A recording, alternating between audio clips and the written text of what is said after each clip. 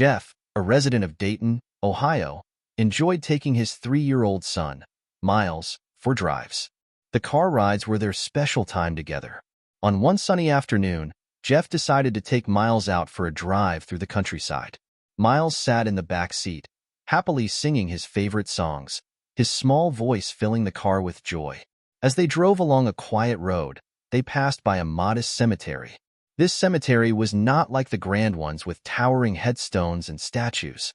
Instead, it was simple, with only flowers and small plaques marking the graves. Jeff always thought it looked more like a giant garden than a resting place for the dead. As they approached the cemetery, Miles abruptly stopped singing. Jeff glanced in the rearview mirror and saw his son staring intently out the window. Curious, Jeff turned his head slightly to see what had caught Miles' attention. "Look at all those people," Miles exclaimed, pointing towards the cemetery. Jeff followed his son's gaze, but saw nothing out of the ordinary. The cemetery was empty, just as it always was. There were no visitors, no mourners, no one at all. Confused, Jeff asked, "What people, Miles?" "All those people over there," Miles insisted, his little fingers still pointing. "There sure are a lot of grandmas." A chill ran down Jeff's spine. He scanned the cemetery again, but there was no one there. The road ahead was empty too, with no other cars or pedestrians in sight. Unease settled in the pit of his stomach. "What are they doing, Miles?" Jeff asked, trying to keep his voice calm. "They're all standing there, looking down at the grass," Miles said matter-of-factly. Jeff's grip on the steering wheel tightened. He couldn't see anything, but Miles seemed so certain. Trying to shake off the eerie feeling, Jeff sped up, eager to put distance between them and the cemetery. The rest of the drive home was filled with silence, both of them lost in their thoughts. That evening, Jeff tried to put the strange encounter out of his mind. He busied himself with household chores while Miles watched his favorite cartoons in the living room. The cheerful sounds of animated characters played in the background, bringing a sense of normalcy back to the house. As Jeff was folding laundry, Miles suddenly turned to him with a serious expression on his face. "Daddy," he said, his voice soft but insistent. Jeff looked up from the pile of clothes. "Yes, buddy?" "You know, they weren't alive," Miles said. Jeff's heart skipped a beat. For a moment, he didn't understand. "What do you mean, Miles? The cartoon characters?" Miles shook his head.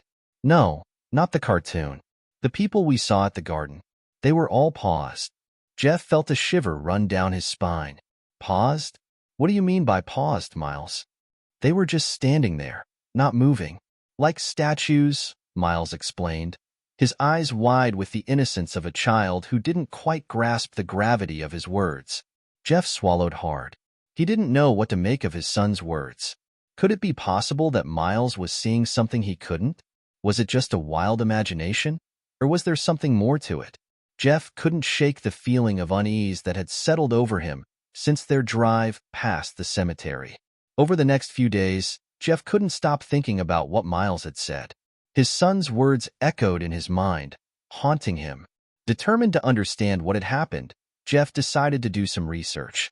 He started looking into the history of the cemetery they had passed by. What he found only deepened the mystery. The cemetery, it turned out, was much older than he had thought. It had been there for over a century, and many of the graves dated back to the early 1900s. There were even stories of unmarked graves and forgotten burials.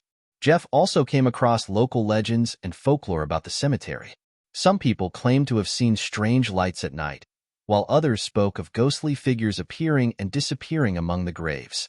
One story, in particular, caught his attention. It was about a young boy who, many years ago, had claimed to see people standing in the cemetery, looking down at the ground, just as Miles had described. Feeling a mix of fear and curiosity, Jeff decided to take Miles back to the cemetery. He needed to know if there was any truth to his son's words. They went during the day, hoping the sunlight would make the visit less frightening. As they approached the cemetery, Jeff's heart raced. He parked the car and looked at Miles, who seemed calm and curious. "Do you remember this place, buddy?" Jeff asked. Miles nodded. "Yes, Daddy. The garden with the grandmas." Jeff took a deep breath and got out of the car, lifting Miles into his arms. They walked slowly towards the cemetery, the sound of birds chirping in the background. Jeff's eyes scanned the area, searching for anything unusual, but everything seemed normal. The flowers swayed gently in the breeze, and the small plaques marked the graves just as they always had. Jeff felt a sense of relief. Maybe it had all been a figment of Miles' imagination after all. Just as he was about to turn back to the car, Miles pointed to a spot near an old oak tree. "There, Daddy. They're standing right there." Jeff's blood ran cold. He looked in the direction Miles was pointing, but again, he saw nothing.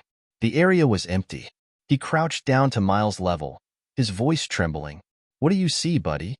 "They're still there, looking at the grass," Miles said softly. Jeff felt a mix of fear and frustration. He wanted to believe his son, but he couldn't see anything. Was it possible that Miles was seeing something beyond his perception? He decided to test a theory. "Miles, can you tell me what the people look like?" Jeff asked, his voice shaking. Miles described them as old, with gray hair and sad expressions. "They look like grandmas and grandpas. They're all wearing old clothes, like in the pictures you showed me from when great-grandma was young." Jeff's heart pounded in his chest. Miles' description matched the era of the graves in the cemetery. He felt a chill run down his spine as he realized that Miles might be seeing spirits of the deceased. Suddenly, Miles' expression changed. He looked worried and clutched Jeff's shirt. "Daddy, one of them is coming over here." Jeff's breath caught in his throat. He didn't know what to do. He couldn't see anything, but the fear in Miles' eyes was real. "It's okay, buddy. We're going to leave now," Jeff said, trying to keep his voice steady. He picked up Miles and hurried back to the car. As he drove away, he couldn't shake the feeling that they were being watched. He glanced in the rearview mirror but saw nothing out of the ordinary. Miles sat quietly in the back seat, holding his favorite stuffed animal tightly. That night, Jeff had trouble sleeping. He kept replaying the events of the day in his mind. He didn't know what to believe. Was Miles really seeing spirits, or was it just his imagination? Either way, Jeff knew he couldn't ignore it. The following morning, Jeff decided to seek help. He reached out to a local paranormal investigator, hoping to get some answers. The investigator, a woman named Lisa, agreed to meet with them at the cemetery. When they arrived, Lisa asked Miles to describe what he saw again. Miles repeated his story, describing the people standing and looking at the ground. Lisa listened carefully, her face serious. "I believe your son has a gift," Lisa said to Jeff. "Some children are more sensitive to the spirit world. They can see things that most of us can't." Jeff felt a mix of relief and fear. He didn't want to believe in ghosts, but he couldn't deny what Miles had seen. Lisa suggested performing a small ceremony to help the spirits move on. That evening, they returned to the cemetery. Lisa brought candles, incense, and a small bell. She explained that the ceremony would help the spirits find peace.